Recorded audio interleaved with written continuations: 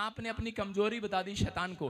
फिलिपियों 4:12 में देखो, दाऊद को जब अकल आई है तो दाऊद कह रहा है कि परमेश्वर कि अब तो मैंने एक वर मांगा है, मैं 24 घंटे तेरे भवन को देखने पाऊं, उसमें तेरी सुंदरता को देखने पाऊं, तेरे आनंद को पाने पाऊं यीशु मसीह के नाम में।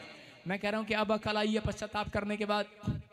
अगर आज आपके घर में युद्ध खत्म नहीं हो रहा, छोटी छोटी बात पर लड़ाई शुरू हो रही है, कर्जा आ रहा है, परिस्थितियां खराब हो रही हैं, इसका मतलब यह है कि आपने परमेश्वर को अपना आनंद नहीं बनाया।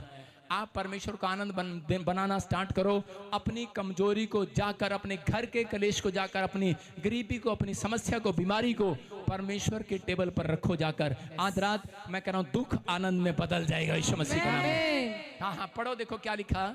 जो मुझे सामर्थ्य देता है उसमें मैं सब कुछ कर सकता हूँ। कह रहा जो मुझे सामर्थ्य देता है उसमें मैं सब कुछ कर सकता हूँ। जोर से बोलो, सब बोलो एक दूसरे को।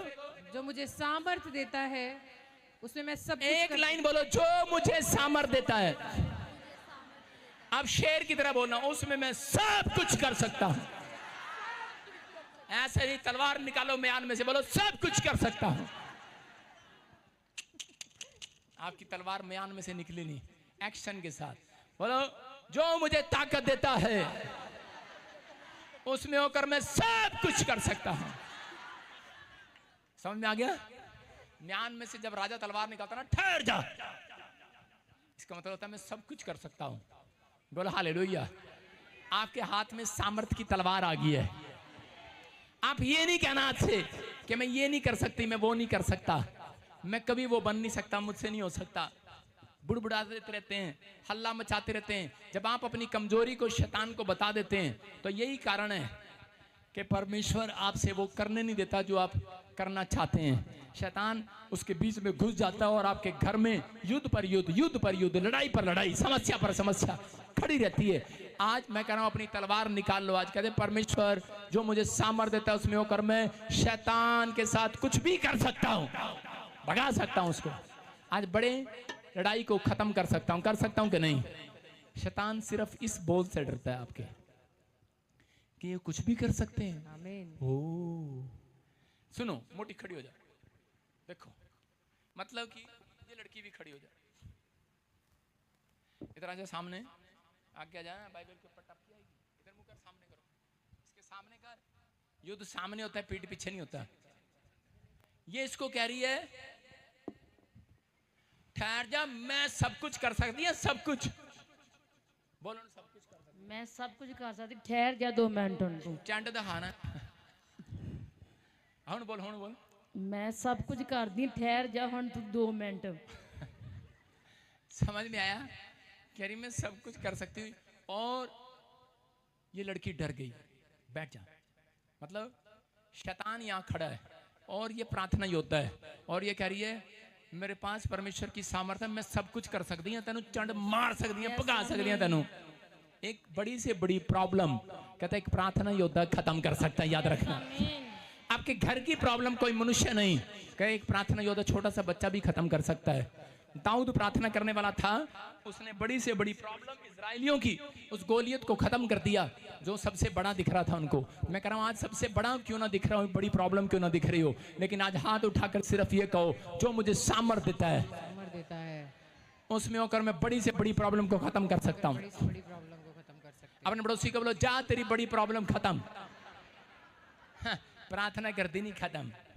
जब आप प्रार्थना करेंगे सामर्थ्य तभी तो उतरेगी। आमीन। इसका मतलब परमेश्वर ने क्या कहा, किसके ऊपर उतरेगी सामर्थ्य? कह जो मुझे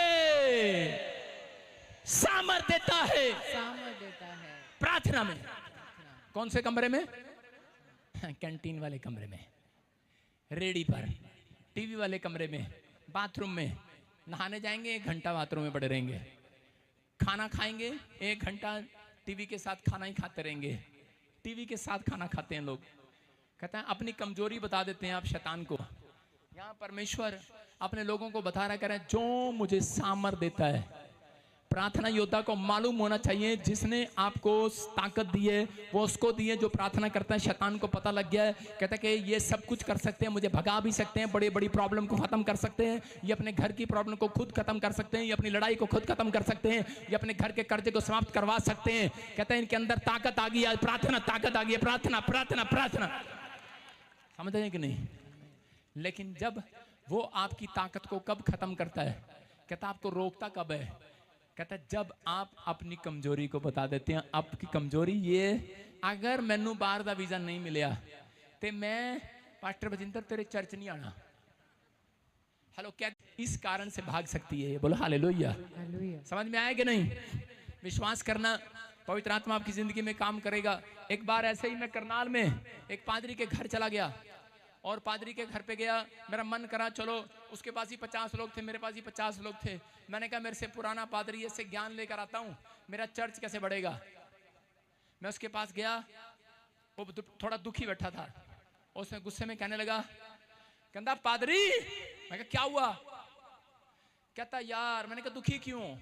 कहता यार मैं सब कुछ सहन कर सकता हूँ, लेकिन कहता यार रब नू कह रहे हैं, कहता यार मैं घर दा कलेश मेरे तो सहन नहीं होता। मैंने कहा पादरी साहब आप 35 साल से सेवा कर रहे हो, आप क्या बोल रहे हो? आपने शैतान को अवसर दे दिया। अब वो इसी बात की तो खोज कर रहा था इस पादरी का, कह रहा है कि प्रॉब्लम क्या है, कह रहा इसकी कमजोरी क्या है। इसकी कमजोरी इसकी पत्नी और बच्चे हैं। हालेलुया। समझे कि नहीं? अपने पड़ोसी को पूछो तेरी कमजोरी क्या है कालिया? पूछ रहे आपकी कमजोरी क्या है? आपकी कमजोरी है विदेश का वीजा लग जाए, मेरा अमेरिका का वीजा लग गया ठीक है, मेरी रसोली गई ठीक है, मेरी बवासीर गई ठीक है, नहीं तो कह दी मैं नहीं जाना, मैं नहीं जाना तेरे चर्च में, मेरी कमजोरी है जा नहीं आंदी। शैतान कहेगा अब मैं इसको ठीक होने ही नहीं दूंगा। सुन रहे नहीं?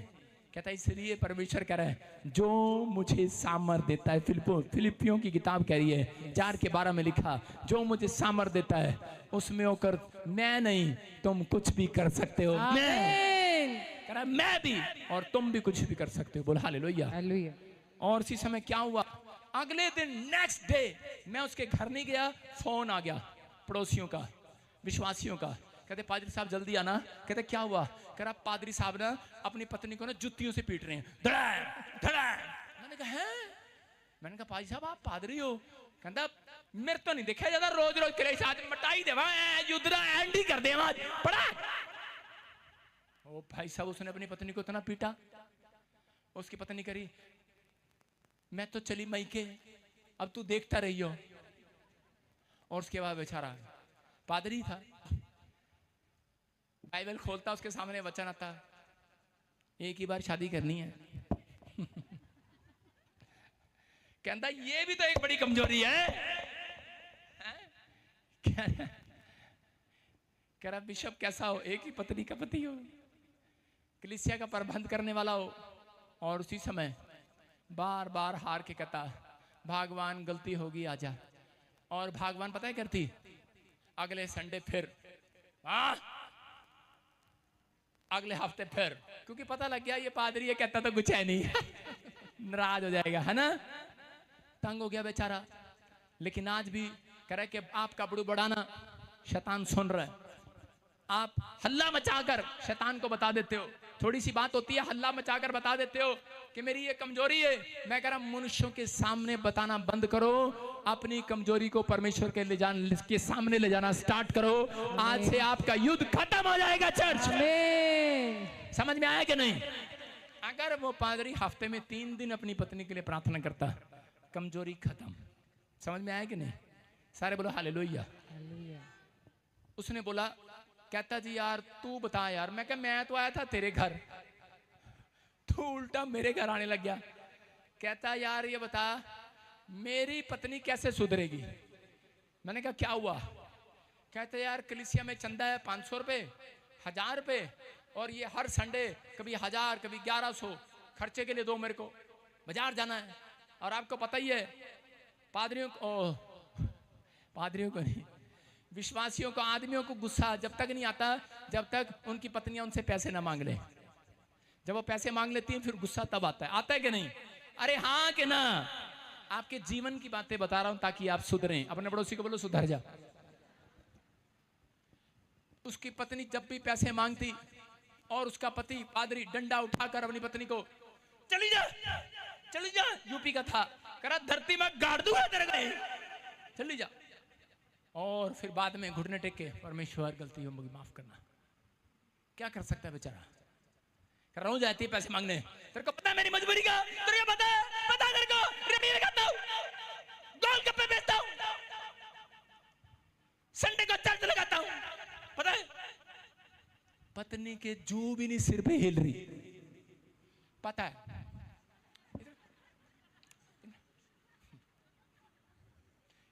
इसका पति अगर इसको बताए, हाँ बोलो पता, हाँ जी, असर ही नहीं है। ऐसी औरतें हैं, बैठ जा, मतलब शादी नहीं हुई इसकी, वैसे बता रहा हूं। ऐसी औरतें हैं, उनके सिर पे कोई असर नहीं है, क्योंकि शैतान ने कब्जा किया हुआ है। आप समझ रहे हैं कि नहीं। शैतान अंदर नहीं है, लेकिन कब्जा किया हुआ विचारों पर। आपको मारने की बजाय टेक्निक अपनाना है, परमेश्वर से प्रार्थना करना है। मैंने उसको एक तरकीब दिया, मैंने कहा बात सुन, हमने भी बहुत बार ये तरकीब अपनाई है और तू भी अपना ले। कहता क्या? मैंने कहा तू उसको कौन कौन से नोट देता है? कहता चर्च में चंदा आता खुले 10, 20, 30, 50, 100 ऐसे। कहते वो मैं अपनी पत्नी को बांट देता हूँ, जा घर में कलेश क्या करना, ले 1100 रुपए ले जा खर्चा करा, गोलगप्पे खाया, कपड़े लिया, जो लेना बच्चों के लिए लिया। मैंने कहा गलती करता है, आज से उसको बंदा नोट दिया कर। उस समय में जमाने में 1000 का नोट बंदा चलता था कि नहीं? और उसकी पत्नी को 1000 का नोट दे दिया। मैंने कहा पीछे से दुआ कर, परमेश्वर ये नोट खर्च ही ना हो आज। और वो जाती, कहीं भी जाती, 1000 का नोट लेकर दुकान पर, दुकान वाले से लड़ाई हो जाती, सामान पसंद नहीं आता, उसके कपड़े खुलवा देती, जूतियां खुलवा देती। इतनी सारी जूतियां लेनी है, सैंडल लेना है, समझ में नहीं आ रहा। और जी एक छोटा सा चीज लेने के लिए 1000 का नोट देती, वो कहता है इतना बड़ा नोट हम नहीं देते सामान। 50 रुपए का सामान ले रही है, 1000 का नोट निकाल रही है, और घर में बेचारी 1000 का नोट लेकर वापिस आई थी। ये पकड़ अपना नोट, पता नहीं कैसी दुआ कर दी तूने। और उसने मांगना ही बंद कर दिया हाथ से। लड़ाई झगड़ा खत्म हो गया, खत्म। समझ रहे कि नहीं? सारे बोलो हालेलुया। आदमी नहीं डरता खर्चते हुए, औरतें डरती हैं, याद रखना।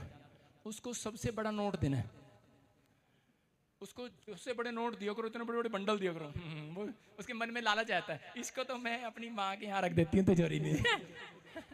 हालेलुया। छोटे नोट दोगे सब खर्चेगी। मैं कह रहा हूँ आप अपनी कमजोरी मत बताओ। औरतों ने अपनी कमजोरी बता रखी है, क्योंकि एक औरत को मैंने कहते हुए सुना था, आपस में बातें कर रही थी, कह रही थी ए अपने पति को बोलना ये नहीं साढ़े तो खर्च होंगे, कहते बड़े बड़े नोट ने, छोटे नोट लिया। मैंने भी फिर टेक्निक अपनाई थी घर जाके। हालेलुया। समझ में आया कि नहीं चर्च? मैं ये टेक्निक अपने बच्चों पर भी अपनाता हूँ। मेरे बच्चे पैसे लेकर दुकान पे जाते हैं, 10-10 रुपए की अगर आइसक्रीम खाने, उस समय मेरे साथ कोई नहीं होता था, बच्चे अकेले दुकान पर चले जाते थे किसी के साथ, लेकिन 100 के नोट खर्च नहीं करते थे। 1 रुपए की आइसक्रीम खानी है, 2 रुपए की, 100 रुपए को कौन लेगा? वापस आ जाए, पापा आप खुले पैसे नहीं देते। आपको समझना है। कह रहे बंधे हुए कभी, यीशु मसीह कहता आपके अंदर सामर्थ है, आपके हाथों में, जो तुम धरती पर बांधोगे बंध जाएगा, जो तुम धरती पर खोल दोगे खुल जाएगा। आमीन। पता है ये बात प्रार्थना करने वालों के अंदर है। अगर तुम कहोगे मेरा बैंक फाइनेंस खुल जाए, खुल जाएगा धरती पर। मेरी गवर्नमेंट जॉब की आशीष खुल जाए, खुल जाएगी। कहता है आप खोलना जानते हैं, बांधना नहीं जानते। अरे यार, जो आपको बार बार तंग कर रहा है कि परमेश्वर इस आदमी का नशा करने की गंदी आदत को बांध देती है यीशु मसीह के नाम में। आपको कह रहा आपके हाथों में सामर्थ है, जो मर्जी कर सकते हो। हालेलुया। विश्वास है कि नहीं चर्च? आपको बिलीव करना है।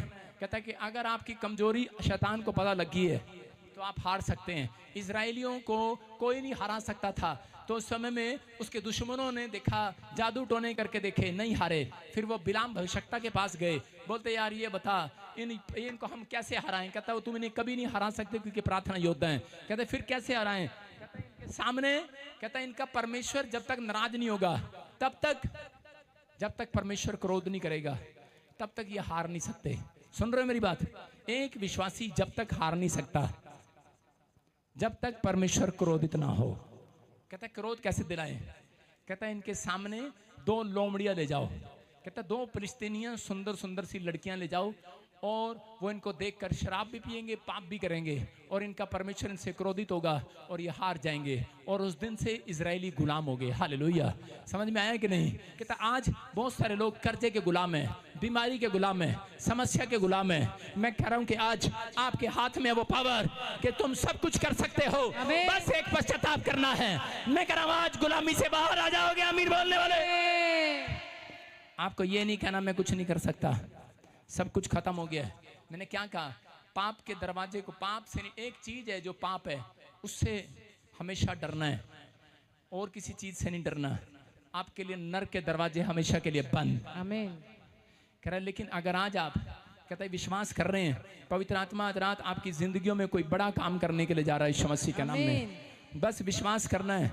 परमेश्वर के सिवाय कोई और नहीं चाहिए मुझे। बोलो परमेश्वर के सिवाय कुछ और नहीं चाहिए। परमेश्वर के सिवाय कुछ और। स्वर्ग के रास्ते खुलेंगे आज से आपके लिए। आमीन। आज आत्महत्या कैसे कराता है शैतान? क्योंकि लोग अपनी कमजोरी बता देते हैं अपने कर्जे में, बोलते हैं कि इस कर्जे से अच्छा तो मर जाना अच्छा है। कितने लोग ऐसा बोलते हैं? बोलते हैं कि नहीं? इस कर्जे में मर जाना अच्छा है। मेरे पड़ोस में था एक गांव में, उसके ऊपर कर्जा था, मेरा विश्वासी था वो, और उसको कई बार समझाते थे हरियाणा में, लेकिन वो समझता नहीं था। लेकिन उसके सिर पर जब कर्जा हुआ, अपने बच्चे को अमेरिका भेज दिया कर्जा लेकर, दूसरे को भी वहां भेज दिया। मकान बनाने की हैसियत नहीं है, बच्चा अमेरिका से पैसे भेज देगा, कर्जा उठा लिया और कर्जा लेने के बाद फिर रोने लगा, कहता इस कर्जे से अच्छा तो मौत आ जाए। और मैं कह रहा हूं कि जब उसने मुंह से निकाला, शैतान को पता लग गई उसकी कमजोरी और उसके सामने आत्महत्या वाली बातें, रोज कर्जे वाली सिचुएशन, रोज ये सिचुएशन, जब तक उसने आत्महत्या नहीं की वो सिचुएशन उसके सामने 10 बार लेकर गया। और उसी समय लोग उसके गेट पर खड़े होते मांगने के लिए। एक आया, अगले महीने एक आया, अगले महीने एक आया, 10वें महीने में उसने सुसाइड कर लिया, मर गया। वो एक विश्वासी आत्महत्या करके मर गया। कारण क्योंकि उसने अपनी कमजोरी को कह रहा शैतान को बता दिया था, अपनी कमजोरी को कहता वो परमेश्वर को बताता। सुलेमान का लड़का रेहबाम कहता उसने क्या किया? कहता उसके पास धन संपत्ति थी, कह रहा कि जब उसका राज्य स्थिर हुआ अपने बाप दादाओं के पैसों से, तो उसके बाद उसने परमेश्वर को मानना छोड़ दिया और परमेश्वर ने उसके ऊपर अटैक करवाया, शैतान ने उसके ऊपर अटैक कराया और उसी समय उसका राज्य छीन लिया गया। एक शीश राजा उसके पास आया और उसका महल में से सारा पैसा ले गया। फिर मिस्रियों ने अटैक किया, महल में से सारा पैसा ले गया, लेकिन वो फिर भी नहीं सुधरा और वो दंड का अधिकारी हुआ। मतलब वो अपनी निर्बलता में, अपनी कमजोरी में परमेश्वर के पास नहीं गया। उसको घमंड था अपने पैसे और अपने सैनिकों पर, लेकिन वो ऐसे ही मर गया। मैं उन लोगों को बता रहा हूँ, आज बहुत सारे लोग अपनी चिंताओं में सोचते हैं शायद मेरा मामा मेरी मदद कर देगा, मेरा ताऊ मेरी मदद कर देगा। शैतान आपके ऊपर अटैक पर अटैक कर रहा है, अटैक पर अटैक कर रहा है। आप बीमार पड़ रहे हैं, आप डॉक्टर पे भाग रहे हैं, आप कुछ भी हो रहा है, कर्जा हो रहा है, परिस्थितियां खराब हो रही हैं। आप राहेल ने कहा, पढ़ो देखो क्या कहा। जब राहेल ने देखा कि याकूब के लिए मुझसे कोई संतान नहीं होती, तब वह अपनी बहन से डाह करने लगी और याकूब से कहा मुझे भी संतान दे, नहीं तो मैं मर जाऊंगी। बोलो हालेलुया। हालेलुया। पता आपको राहेल जवानी में क्यों मर गई? ये कारण था उसका। आज बहुत पहले ही बता दिया था कि मेरी मौत का टाइम कब है, पहले ही बता दिया था याकूब को। कहती कि मैं मर जाऊंगी अगर परमेश्वर मुझे बच्चा नहीं देगा। लेकिन उसके बाद वो समझ गई, प्रार्थना किया उसने। लेकिन बाइबल जब आप पढ़ते हैं तो वहीं पर उत्पत्ति के 30 के आगे भी लिखा, जब इसको पढ़ेंगे आप, कि राहेल बच्चा जन्मते ही मर गई। हालेलुया। क्योंकि उसने अपने मुंह से निकाला था। समझ में आई मेरी बात? और उसके पति ने भी कहा था, कहता जिसने तेरी मूर्तियों को चुराया हो वो मर जाए। और शैतान को अवसर दिया था। आप जब शैतान को अवसर देते हैं तब आपके काम मर जाते हैं, आपके हाथ, आपके लीवर डेड हो जाते हैं, प्रॉब्लम आती है। चर्च सुन रहे हैं मेरी बात को? कह रहा है कि आपकी कमजोरी, कहता जब आप हल्ला मचाते हैं, जब आपके काम नहीं बनते, आप हल्ला ना मचाएं और दूसरों को ना बताएं। आप हल्ला मचाएं लेकिन परमेश्वर के सामने मचाएं। हल्ला मचा के दिखाओ एक बार हालेलुया बोल के। हालेलुया। ये मायना नहीं रखता आप कितने अमीर हैं, कितनी गाड़ियां आपके पास, कितने घर हैं, आपका बच्चा कहां पर है, ऑस्ट्रेलिया अमेरिका है, आपके पास कितने लोग हैं, आपके घर में नौकर चाकर, ये मायने रखता। लेकिन मायना रखता है आपके जीवन से ये युद्ध कब खत्म होगा। घर का क्लेश कब खत्म होगा? आपके घर में शांति कब आएगी? आपके घर में कह रहे जिस चीज के लिए आप युद्ध लड़ रहे हैं, संघर्ष कर रहे हैं, कब खत्म होगा? मैं कह रहा हूँ सालों साल लग गए आपको एक झोपड़ी बनाने के लिए, महल बनाने के लिए। मैं कह रहा हूँ परमेश्वर ने नेमिया से सीखो, सिर्फ 52 दिन में उसने शहरपना को खड़ा कर दिया। मैं कह रहा हूँ कि जब से मैंने होश संभाला अपनी लाइफ के अंदर, मैं कह रहा हूँ कि मुझे मांगना नहीं पड़ता, मेरे मांगने से पहले परमेश्वर मुझे दे देता है यीशु मसीह के नाम में। आपको विश्वास करना है, विश्वास करना है, क्योंकि मेरा आनंद मेरे बच्चों में नहीं, मेरे परिवार में नहीं, कह रहे कि मेरे किसी गाड़ी में नहीं, धन में नहीं, मैं कह रहा हूँ सेवकाई में नहीं, मेरा आनंद परमेश्वर की सेवा में लगा हुआ है, सेवा में। मेरा आनंद मेरा परमेश्वर है। मैं उसकी मनोहरता को देखना चाहता हूँ। अपने हाथों को उठाओ और कहो परमेश्वर मैं उसकी मनोहरता को देखना चाहता हूँ, मैं तेरी मनोहरता को देखना चाहता हूँ। भजन संहिता 27:4 का फिर से पढ़ दे, शाबाश, पढ़ो पढ़ो, जोर से बोलो परमेश्वर मैं तेरी सामर्थ को देखना चाहता हूँ। एक वर मैंने यहोवा से मांगा है, उसी के यत्न में लगा रहूंगा कि मैं जीवन भर यहोवा के भवन में रहने पाऊं, जिससे यहोवा की मनोहरता पर दृष्टि लगाए रहूं। बोलो हालेलुया, हालेलुया। सुन रहे हैं मेरी बात? बोलो परमेश्वर आज से मैं तेरी ओर दृष्टि लगाऊंगा, मनुष्य की ओर नहीं, अपने बैलेंस की ओर नहीं, अपनी सैलरी की ओर नहीं कि पैसा आएगा। परमेश्वर मैं ये काम करूंगा। आप अपनी कमजोरी बताते हैं, शैतान को बोलते हैं कि परमेश्वर अगर मुझे पैसा देगा, मेरी सैलरी आएगी, भैने कैस बारी अपा पिकनिक मनाने जाएंगे, हम बड़ी कार खरीदेंगे, अगर बेटे सैलरी आएगी तो इस बार हम अमेरिका का वीजा लगाएंगे, अगर मेरा प्रॉफिट हो गया। शैतान कभी नहीं होने देगा। आप परमेश्वर को कहो कि परमेश्वर मेरा प्रॉफिट करा, और पवित्र आत्मा अगर तू प्रॉफिट कराएगा दशमांश दूंगा, और प्रभु मैं अपने बच्चों को विदेश लेकर जाऊंगा यीशु मसीह के नाम। मैं कह रहा हूँ परमेश्वर आपका एक काम बनाएगा।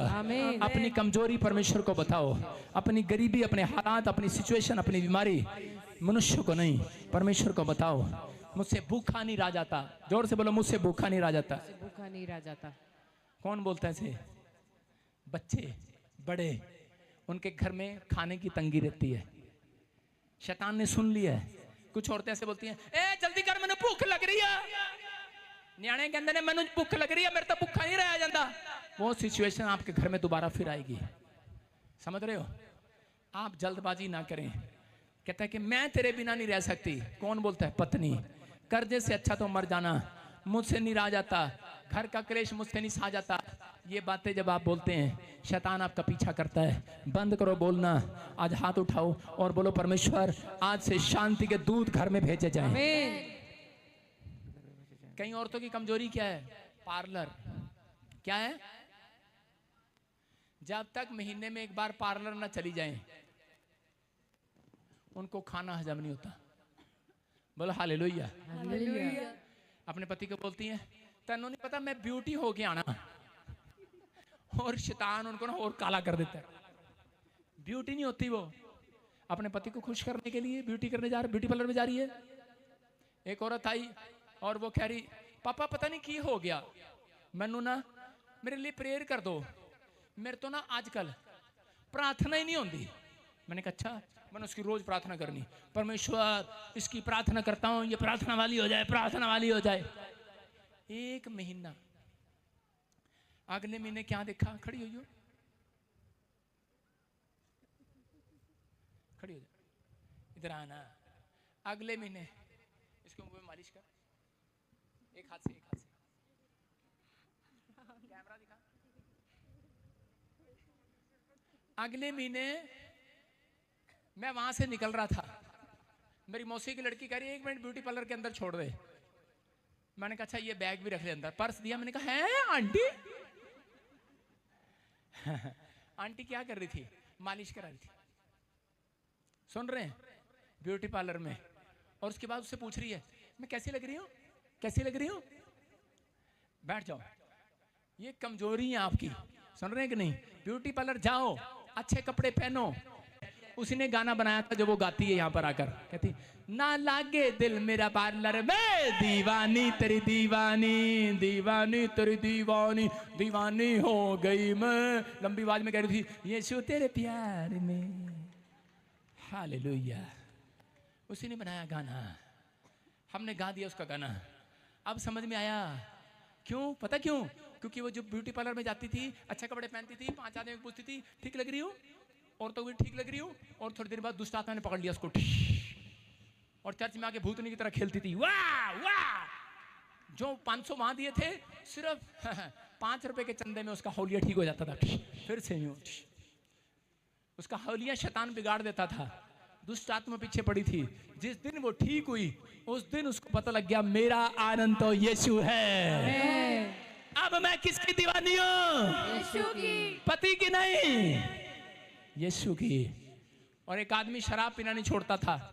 मैंने कहा यार तूने क्यों कमजोरी बना रखा? एक दिन उसको भूत ने पकड़ लिया। जब पकड़ लिया, उसके लिए प्रार्थना हुआ।